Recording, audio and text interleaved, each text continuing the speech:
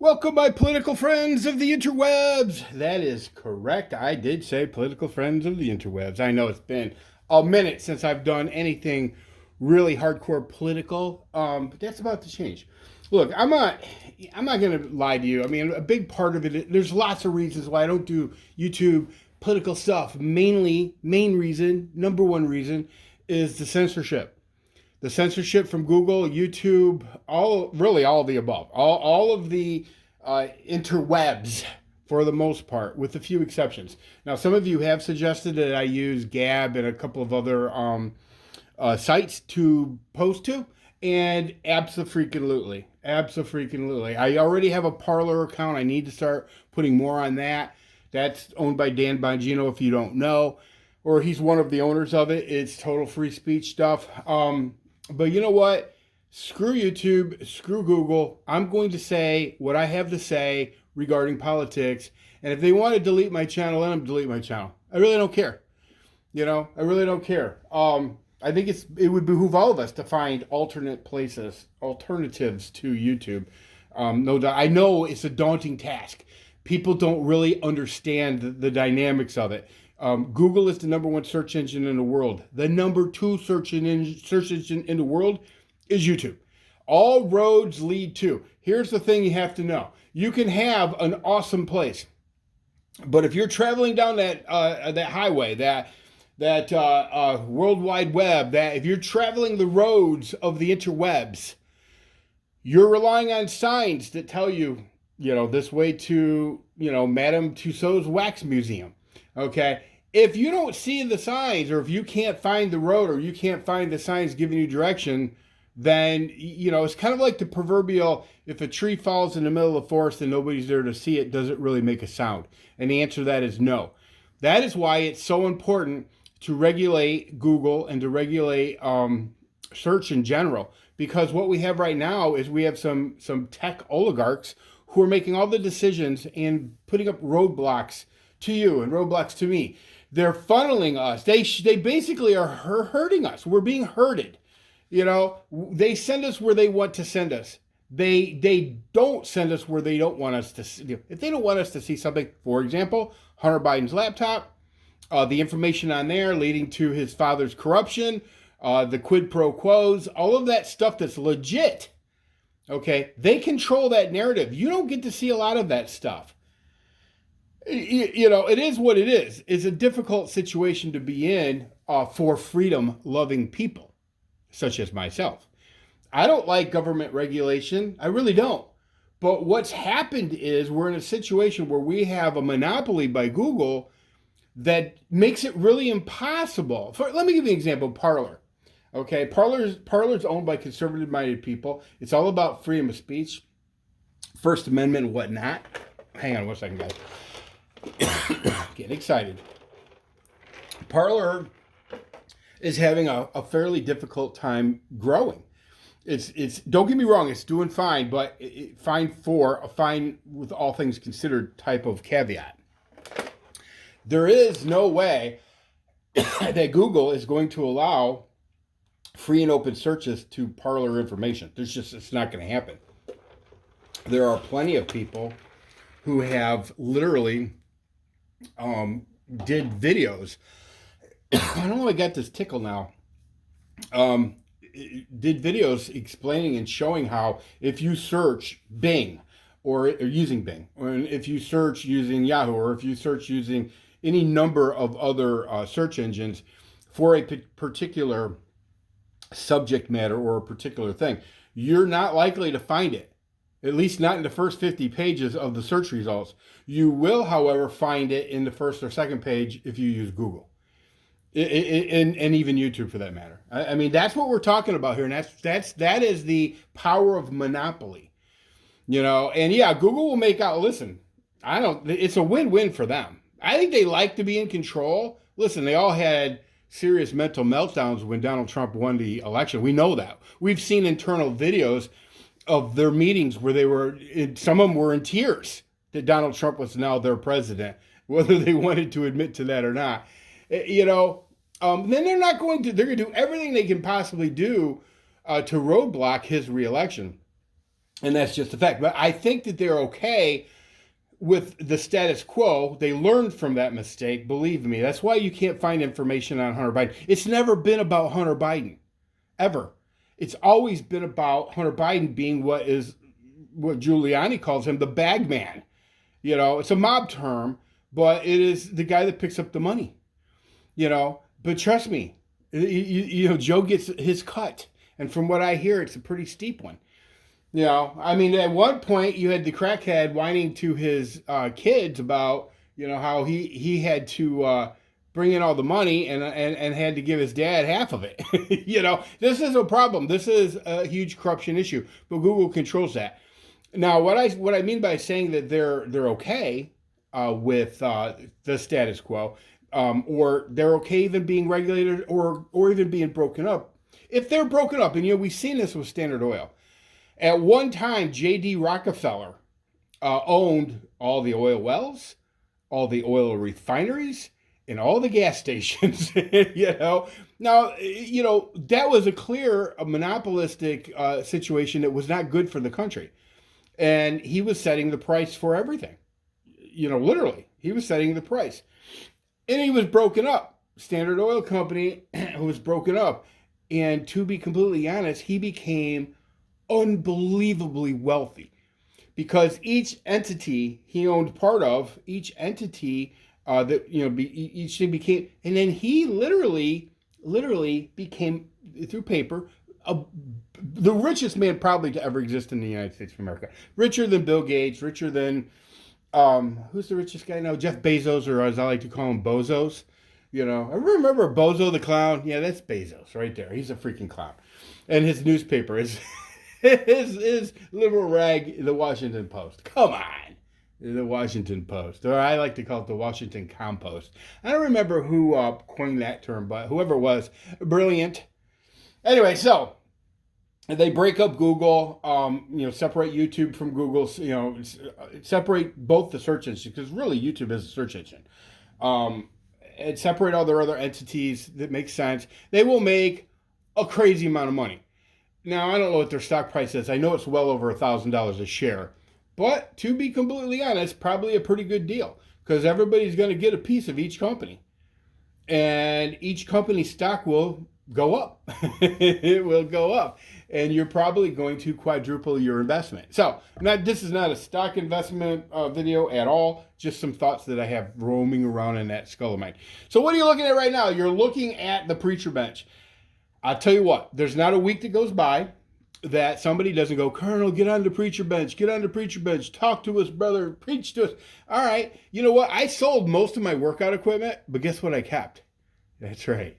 I kept the preacher bench. So I can promise you that you will see some videos from that. The reason I kept it, number one reason that I kept it, was so I could revisit some videos and do some videos for those of you who have been with me for over 10 years. You all love the preacher bench, and I have kept it just for you. Now, all right, for those of you that are still hanging with me right now, put down in the comment section topics that you want me to cover as far as political. I will always do kind of current affairs stuff, but I will also be doing suggested concepts or suggested things that come from you guys.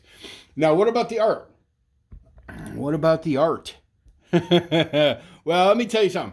I created an art channel that is dedicated to art. That's what it's dedicated to. And I will absolutely be jamming on that channel.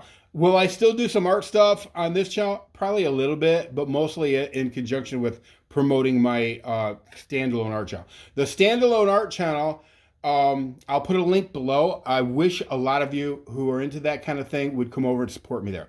I will be doing some photography stuff, but what I won't be doing is girls shooting guns or anything like that. I will maybe film some photo shoots, the ones that are YouTube appropriate and Facebook appropriate. I probably will do that, basically set up a camera or even have somebody filming me doing a photo shoot with one of the models, but it'll all be, pretty tame stuff. There's a place for a time and a place for everything. So, but most of that channel will be art stuff, paintings and drawings and and talking about art and art history and all of that stuff, and some photography. Anyway. Anyway, so yeah, link below. Go ahead, subscribe to that. I know I'm trying to talk a million miles an hour because I'm trying to cover as much stuff as possible. Yeah, as far as the this channel, the Colonel Richard Hart Show, mostly politics. There will be from time to time some girls shooting guns because you know what? God bless the Second Amendment, and God bless girls in bikinis shooting guns. Once again, at some point, YouTube's going to shit can this channel. They will. They don't like conservative stuff. They don't like girls shooting guns. You know, I've always had a theory. It's funny because it kind of ties into the Biden thing. I don't know how many of you remember Joe Biden talking about how, AR-15s are too powerful for women. They should just get a shotgun and he had a lot of really ignorant ass things to say about the Second Amendment and firearms. And then what do? Okay, I take that evil military-styled weapon, which we all know is a bunch of shit, and I take young, attractive adult females, put them in bikinis, yoga shorts, yoga pants, whatever, and I put them on their belly, most of them, and I have them shoot the AR-15. And the funny thing is, 90% of the females that I actually had shooting the AR-15, all of them were models. Almost every one of them was models. But the funny thing about it is that most of them were tiny. They'd never shot guns before, and they all freaking loved it. Of all the models that I've shot, and I've shot hundreds of models, and I don't know how many of them have had an AR-15 in their hands, but a lot of them.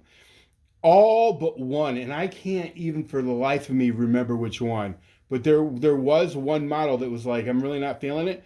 And which was cool. She said, look, I enjoyed shooting the gun, but it's just, I think she'd been seriously indoctrinated to be anti-gun.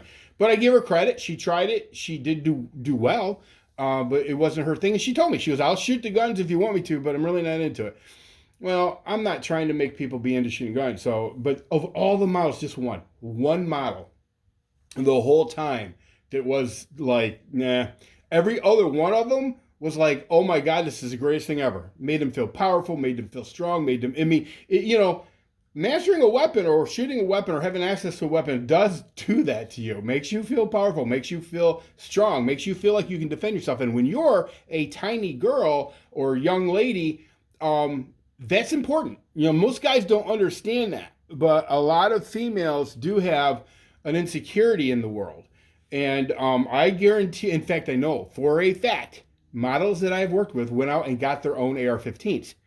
I am not kidding you. Well, I had that one video, or I think it was on the Julia Steele channel, where she built her own AR-15, which was phenomenal. But YouTube took that down because, I don't even remember the excuse, but they took it down and gave her a strike.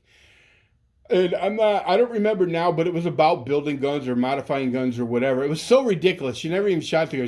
She literally built that gun from scratch with the help of a guy named Dave from Adco Firearms in Sylvania, Ohio. Big shout out to them. And but yeah, they yanked it down. I think halfway thinking about putting it back up on this channel just to see what they do. But who knows? I mean, I'm gonna poke the bear. I'm gonna poke the bear a lot. But at some point, just know that you'll go to log on and I won't be there. That's just the way YouTube's going to operate on this. But anyway, getting back to what I was saying, Joe Biden was telling everybody that, oh my God, these guns are just so hard to shoot and blah, blah, blah. And I've got girls that weigh barely 100 pounds, if that. I remember Daria Diabolik shot the AR-15. I think she weighed 98 pounds. And she was killing it. And she loved it. And she was all about it. And it just goes to show that, one, Joe Biden did not know what he was talking about. And two, he was pretty much full of it. He was full of it. And in the course of my, decade plus of working with young models and guns, a couple of them showed up with unbelievable mad skills right out of the gate. Natural skills, like Cambria Lee was naturally gifted. I will never in my life forget her shooting a gun for the first time, and it was a pistol.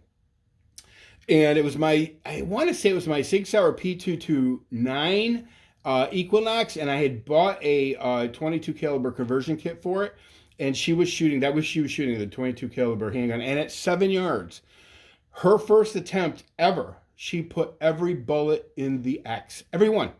I couldn't believe it. I will never, ever, for the rest of my life, I will not forget that.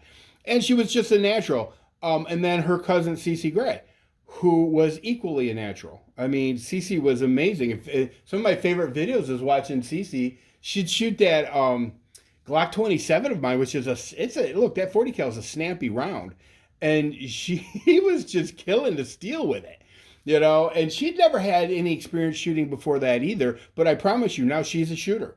She likes shooting guns. Yeah, and a lot of the guys that she ends up with have been gun guys, and I think that was because of my influence. So the things that I've done for the younger generations. Anyway, yeah, Joe Biden's he's full of it, and we all knew that anyway. But it was nice to be able to illustrate that, and I think that was one of YouTube's biggest problems with my videos. It wasn't even the bikinis.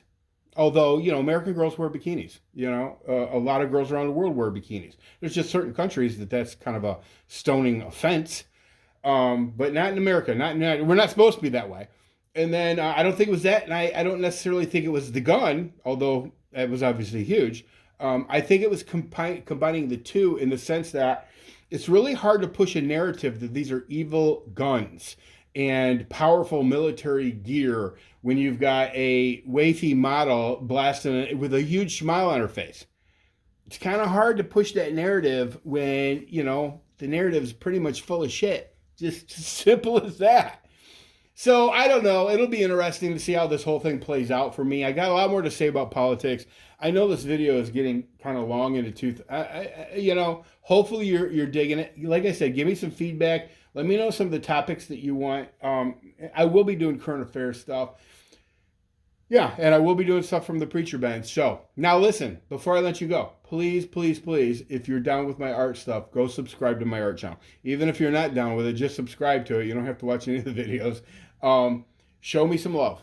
Show me some love on my art stuff, and I will do my best to deliver to this channel what you guys are looking for, which is pure politics. And it'll be all about Donald Trump, and it'll be all about Joe Biden and Hunter Biden and the Supreme Court and all of this stuff. I'm down to discuss all of it. So that's all I got for you guys. Everybody take care. See ya.